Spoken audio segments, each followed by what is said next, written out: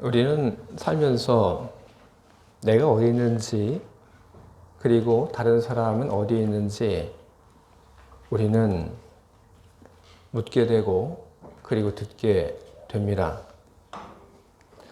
여러분은 지금 어디에 계십니까? 교회 안에 있죠? 그리고 우리는 또 내가 있는 곳에 대해서 어떻게 이야기를 할 수 있을까요?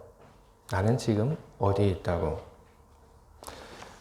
오늘 히브리서를 보면 이 히브리서를 쓴 저자가 그 글을 읽는 독자들에게 이야기를 합니다. 여러분들은 시내산에 있지 않고 여러분들은 시온산에 있습니다. 참 이상한 얘기입니다. 시온산이라고 하는 것은 어디 있냐면 예루살렘에 위치합니다. 그런데 히브리서를 읽고 있는 독자들은 예루살렘에 살고 있지 않습니다. 그들은 예루살렘에서 먼 곳, 그리고 다른 나라에 살고 있습니다.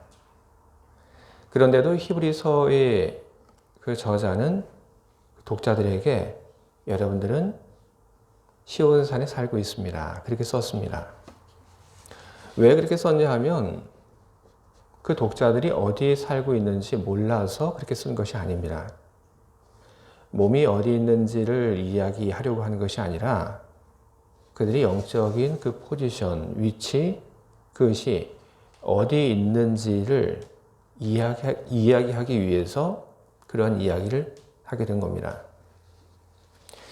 영적인 위치라고 하는 것, 그러면 그것은 무엇일까요? 그것을 설명하기 위해서 히브리서는 시온산과 그리고 시내산 이 둘을 언급하고 그리고 대조하고 있습니다. 오늘 우리가 보고 있는 이 본문 속에 만질 수 있고 불이 붙는 산과 침침함과 흑암과 폭풍과 나팔 소리와 말하는 소리가 있는 곳, 그런 언급이 있는데 바로 이 언급이 가리키는 것이 바로 시내산입니다. 이 시내산은 히브리인들에게 있어서 역사 그리고 종교적으로 아주 특별한 장소입니다. 왜냐하면 모세가 이 시내산에 올라가서 하나님의 계명을 받아 내려왔습니다. 그리고 그 계명을 받아 내리고 와서 백성들에게 묻습니다. 하나님께서 이렇게 계명을 주셨다. 이 계명을 우리들이 지킬 건지 말 것인지 우리가 결정을 해야 한다. 그 얘기를 듣고 히브리인들이 하나님의 그 계명을 다 지키겠다고 맹세를 했고, 그러므로 바로 그곳에서 하나님과 그리고 히브리인들 사이에서 계약이 이루어지게 됩니다. 그걸 두고 시내산 계약이라고 그렇게 부릅니다. 이 계약이 이제 시작이 되고 나서부터 어떤 일이 생겼냐면 하나님을 예배하는 성소를 짓는 그 일도 시작이 되었고, 그리고 하나님의 그 말씀을 기억하고 그리고 그 하나님 말씀대로 따라 사는 그런 삶도 바로 거기서부터 시작이 되었습니다. 바로 그런 일들이 있었던 그 자리이기 때문에 이 히브리서를 쓴 저자는 이 시내산을 율법의 자리, 그런 뜻으로 사용을 하고 있습니다. 이 시내산과 대조되는 것이 바로 시온산입니다. 예루살렘에 예수님께서 십자가에 못 박히실 때 가셨고, 그리고 시온산에도 가셨습니다. 그리고 예수님께서 못 박히기 위하여 예루살렘에 가셨을 때 예수님께서는 당신의 몸을 십자가에 모든 사람들의 대성물로 내어주셨습니다. 예수님께서 십자가에 못 박혀 죽임을 맞이하게 되었을 때 그때 성전의 휘장이 갈라졌다. 성경은 그렇게 기록을 하고 있습니다. 그 성전이 있던 곳, 바로 거기가 시온산입니다. 하나님과 사람 사이에 새로운 시작이 있던 곳, 바로 그 자리가 시온산입니다. 그래서 이 히브리서를 쓴 사람은 이 시온산을 은혜의 자리라고 하는 그런 뜻으로 사용을 하고 있습니다. 사람들에게는 두 개의 자리가 있었습니다. 하나는 율법의 자리가 있었고, 그리고 또 하나는 은혜의 자리가 존재하고 있었습니다. 그런데 이 두 개의 자리 중에 히브리서를 받아서 읽는 그 독자들, 그들은 히브리서를 쓴 사람이 보기에 자신들이 도대체 어디에 있는지, 어디에 와 있는지 전혀 모르는 것처럼 그렇게 보였습니다. 어디에 와 있는지 알지 못하니까 헤매고, 그리고 은혜의 자리에 와 있다고 하는 것을 모르니까 은혜를 소망하지 않고 은혜를 누리지 못합니다. 은혜가 없으니까 의문만이 남게 되고, 그리고 신앙생활에 기쁨이 없습니다. 잔뜩 고민하는 모습만 보이게 되었습니다. 예수를 믿고 세례를 받았는데, 그런데 살다 보니까 자꾸 죄를 짓게 됩니다. 죄를 짓지 말고 거룩하게 살라고 하는 그런 명령을 받았는데, 그런데 사람들이 살다 보니까 그게 마음대로 안 되는 겁니다. 하나님의 말씀, 예수 그리스도의 말씀은 거룩하고 그리고 사랑하며 그렇게 살라고 하는 것인데, 그렇게 자꾸 살지 못하니까 그런 일들이 반복되어서 히브리서를 받아서 읽는 사람들의 그 마음속에는 자꾸 죄책감들이 쌓이게 된 겁니다. 이런 죄책감들이 쌓이게 되니까 그 죄책감은 후에 걱정으로 바뀌게 됩니다. 하나님의 그 벌을 받을까 하는 그런 걱정이 생겨나게 된 것입니다.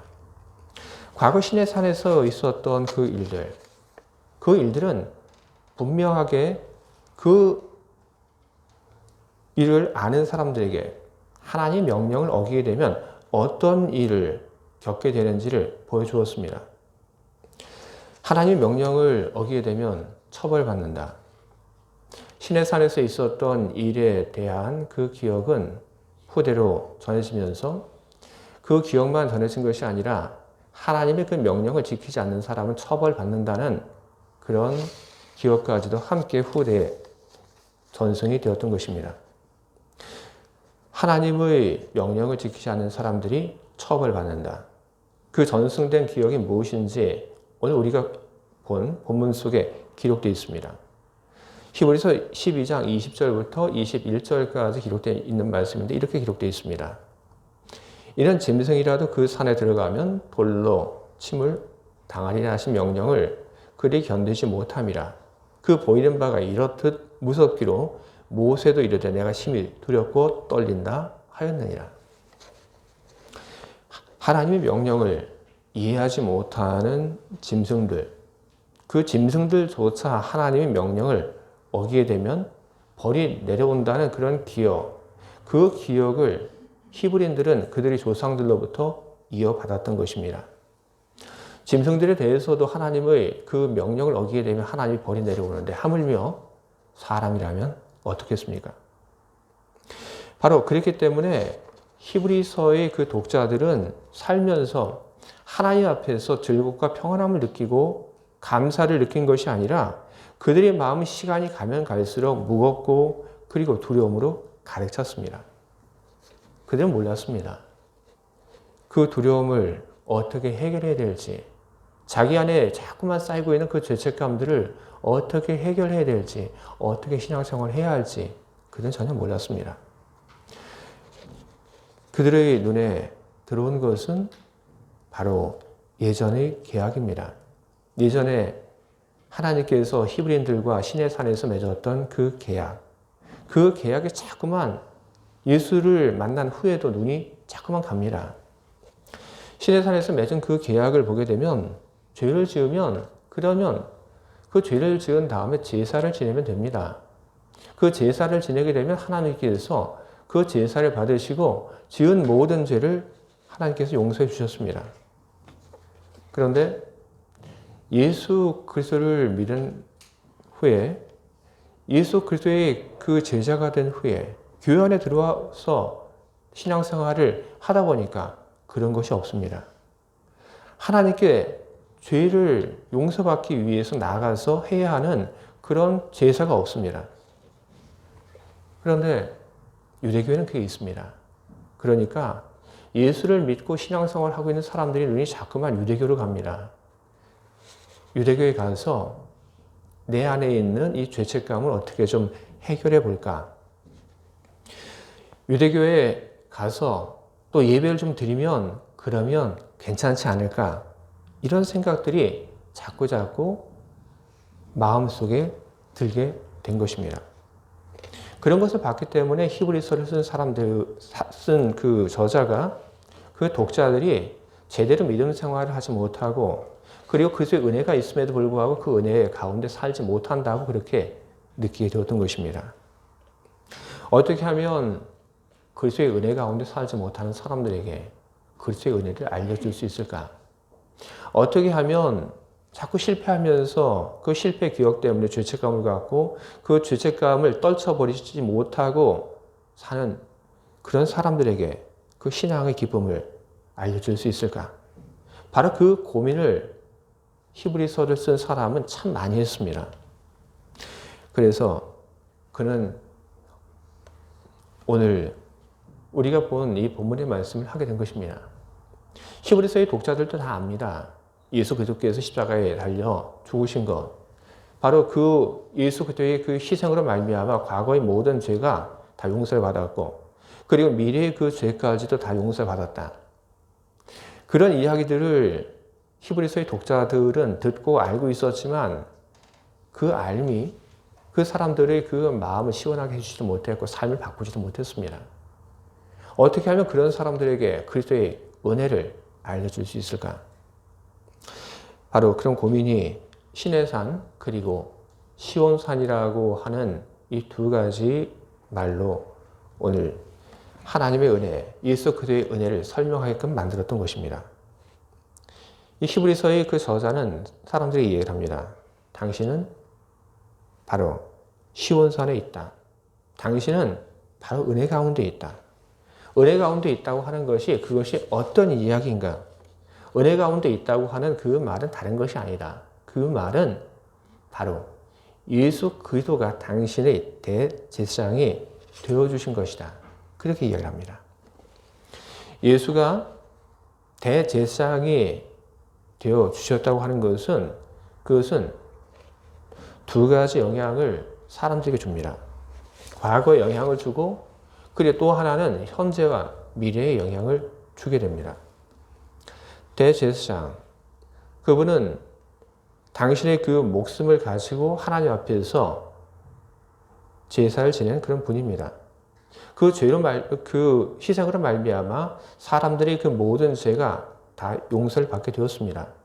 그것은 히브리서의 그 독자들도 마찬가지고 우리들도 마찬가지입니다. 예수 그리스도의 그 희생으로 말미암아 우리 모두의 죄가 다 용서를 받은 것입니다. 그것이 바로 지난 시간, 우리의 과거 속에 그리스도께서 하신 일의 또 결과인 겁니다. 그럼 또 하나, 우리 현재와 미래, 예수 그리스도께서 대제사장이 된다고 하는 것은 그건 어떤 의미인가? 예수가 우리 대제사장이 되었다고 하는 것은 그분이 우리의 허물을 위하여 하나님 옆에서 계속해서 바로 용서를 빌고 있다고 하는 것입니다. 히브리서를 보게 되면 예수님께서 하나님 우편에 계신다는 그런 이야기들이 여러 차례 등장을 합니다. 예수님께서 하나님 우편에 계신다고 하는 이야기, 그 이야기는 예수께서 영광의 그 자리에 있다는 그런 이야기가 맞습니다. 그런데 비단 그런 뜻만을 가지고 있는 것이 아닙니다. 예수 그리스도께서 하나님 우편에 계신다고 하는 그 얘기는 바로 우리 연약함을 위하여 예수 그리스도께서 하나님 그 옆에서 우리를 위하여 중보하고 계신다는 그런 뜻인 것입니다.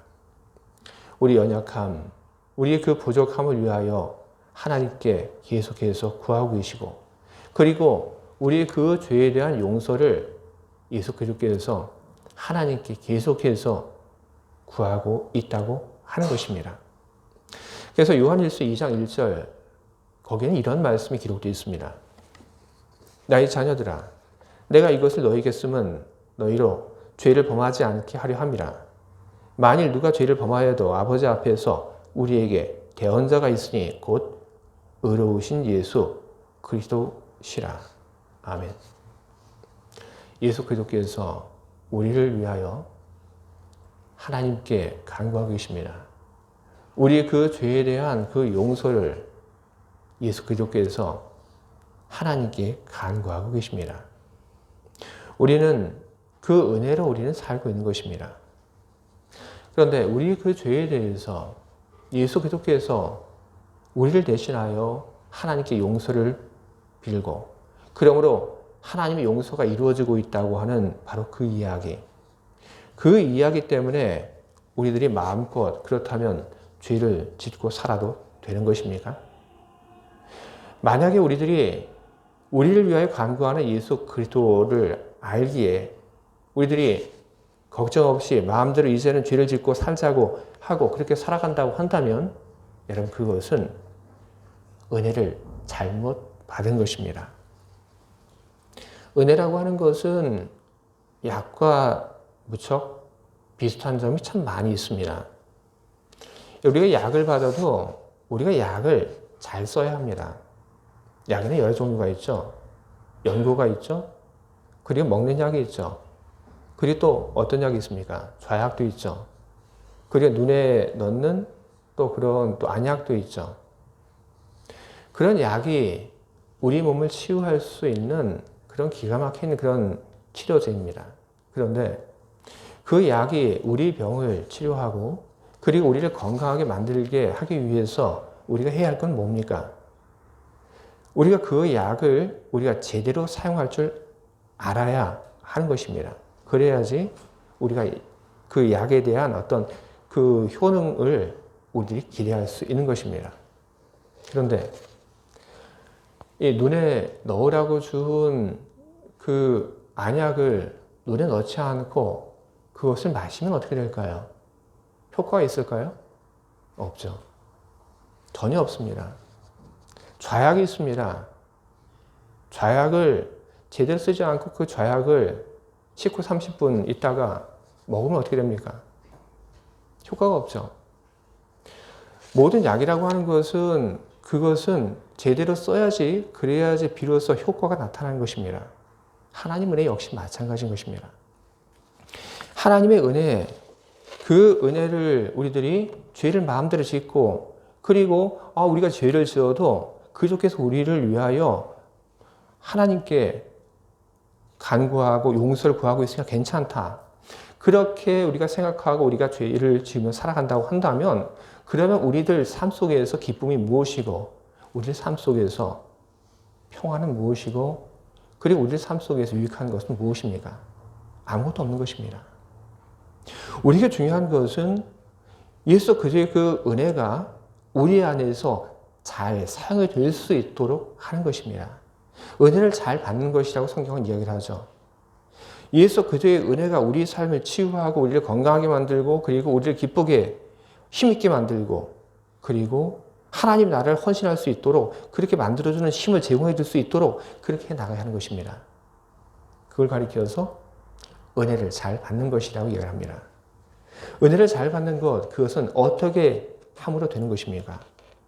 그것은 바로 우리들이 예수님처럼 살아야 한다. 히브리서는 그렇게 우리들에게 이야기를 하고 있습니다. 에서는 자신의 장자권을 팥죽 한 그릇에 팔았다고 이야기를 히브리서 12장에 하고 있습니다. 자기 그 장자권을 팥죽 한 그릇에 팔았습니다. 자기의 그 배고픔을 면하기 위해서 그 장자권을 파는 그런 멍청한 짓을 했습니다. 왜 그런 일을 하게 된 것입니까? 바로 그 장자권의 그 가치라고 하는 것을 알지 못했기 때문에 그렇기 때문에 그 장자권을 팥죽 한 그릇과 기꺼이 바꾸고 자기의 그 당장의 그 배고픔을 그는 면하려고 했던 것입니다. 성경을 보면 그런 사람들이 참 많이 있습니다. 당장에 있는 그 고난, 아픔, 힘겨움 그런 것을 면하기 위해서 자기의 그 권리, 자기에게 주어진 그런 영적인 그 자산들을 기꺼이 바꿔가는 그런 멍청한 사람들이 성경에는 참 많이 있습니다. 그런데 에서와 같은 그런 사람들만 있는 건 아닙니다. 히브리서 11장을 보게 되면 많은 믿음의 사람들의 이야기가 나옵니다. 그 사람들은 어떤 사람들입니까? 예수님처럼 그들은 잠깐의 그 고통을 기꺼이 감내했던 그런 사람들입니다. 그들에게 있을 그 아름다운 미래, 그 좋은 결과, 선한 열매를 기대하면서 그들에게 찾아오는 그 잠깐의 고통과 아픔, 힘겨움, 그 모든 것을 기꺼이 받아들이고 그것과 싸웠던 사람들의 그 이야기가 바로 히브리서 11장에 기록되어 있는 것입니다. 바로 그런 사람들에게 은혜는 많았습니다. 그 힘겨움 속에, 그 고통 속에, 그 고난 속에 그냥 홀로 헤쳐가라고 내버려 두신 것이 아니라 하나님의 은혜가, 예수 그리스도의 은혜가 그들과 함께했던 것입니다. 여러분, 그것은 우리들도 그래야 하는 것입니다. 하나님의 은혜, 예수 그리스도의 은혜, 그 은혜가 우리들 삶 속에서 나타나고, 그리고 그 은혜의 그 풍성함을 우리들이 경험하면서 살아가기 위해서 우리들이 해야 할 일은 분명합니다. 예수님처럼 살아가면 되는 것입니다. 예수님처럼 살아간다고 하는 것, 화평을 도모하고 거룩함을 쫓고 사는 것, 바로 그것이 예수님처럼 살아가는 것입니다. 그렇지 않고 음행, 간음 혹은 쓴뿌리에 이끌려 산다고 하면 그것은 마치 장자권을 판 것과 똑같다고 성경은 그렇게 우리들에게 가르침을 주고 있습니다. 주의 사랑하는 교회 여러분, 우리가 어디에 있는지 우리는 잘 알아야 합니다. 우리는 신의 산에 있지 않고 우리는 시온 산에 있습니다. 우리는 율법의 자리에 있지 않고 우리는 은혜의 자리에 있습니다. 날마다 주님이 주시는 은혜가 우리와 함께하고 있습니다. 그 은혜가 우리 안에서 사용이 되고, 그리고 우리의 삶을 치유하고 바꿔갈 수 있도록 여러분, 그 은혜를 그냥 쌓아두지만 말고 그 은혜를 사용하신 여러분이 되시길 바랍니다. 아무리 아픈 사람이 좋은 약을 받으면 못합니까? 그 약을 먹지 않고 쌓아두기만 한다면 그 약은 아픈 사람의 몸을 절대로 치유하지 못하는 것입니다. 주님의 은혜 역시 마찬가지입니다. 주님의 은혜가 여러분의 삶을 건드리고 여러분의 삶을 바꿔갈 수 있도록 그렇게 여러분들 해나가시기 바랍니다. 예수 그리스도의 모습을 기억하고 그리고 그것을 따라 살려고 할 때, 그때 여러분들은 놀라운 주님의 은혜를 경험하고 그 은혜가 여러분을 바꾸고 그리고 그 은혜가 주는 기쁨을 여러분들은 경험하면서 살 수가 있을 것입니다. 당장의 이익이나 고단함을 피하기 위하여 주님의 말씀을 따르지 않고 살아가는 그런 삶이 아니라 힘들고 어려울지라도 찬란한 영광을 바라보며 하나님 나라를 바라보며 주님이 주실 그 상을 바라보며 열심히 주님의 그 뒤를 따라 살아가는 주님의 아름다운 제자들 모두가 다 되시기를 주님의 이름으로 축원드립니다. 아멘. 함께 기도하겠습니다.